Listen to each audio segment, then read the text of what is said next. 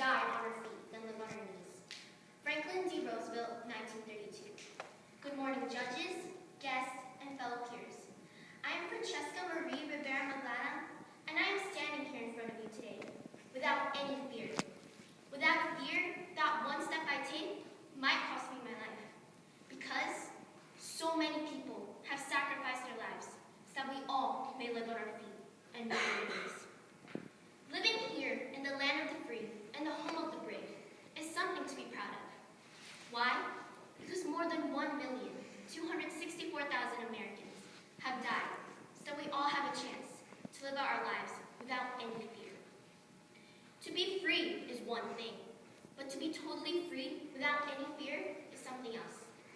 Living without fear is knowing that someone will be there to protect you, and yet you might not even know them. While living with fear is like being restricted to do what you think is right. And if you fight for it, there is no assurance that someone will be there to protect you. Freedom.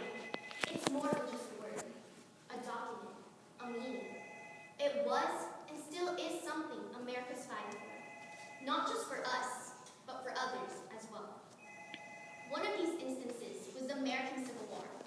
Now I want you to close your eyes and imagine you're seeing the families and friends who fought and the bloodshed that covered the ground by the thousands.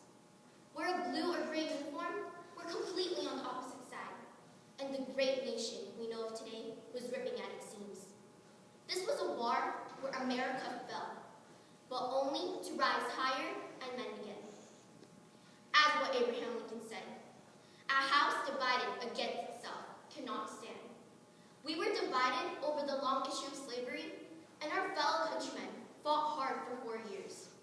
But while men were falling, something else was rising. Like what blogger Jamie said, what every act of terror fails to understand is that hope rises from the ashes. Hope did rise, and America did come back together to be an even greater country than before. We all proved, as Americans, that we have learned to get back up and rebuild, because those ups and downs made us the nation we are today.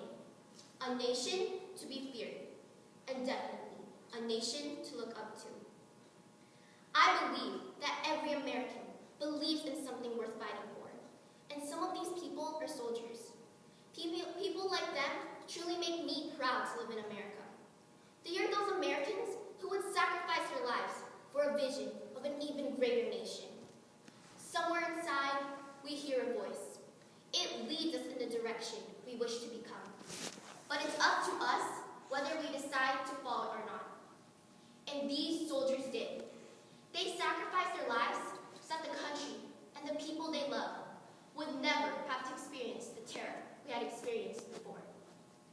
But you don't need to be a soldier or someone in high command to do that, because we can all do it here in America. It's the land where the impossible becomes the possible, where every star can be reached, and the nation where fairy tales come true.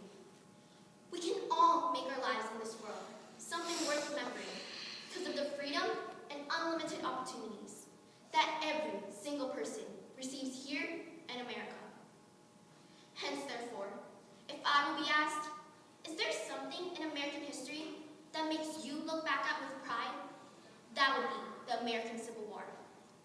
Because there's so many people who gave up their lives so that we can all live in freedom today.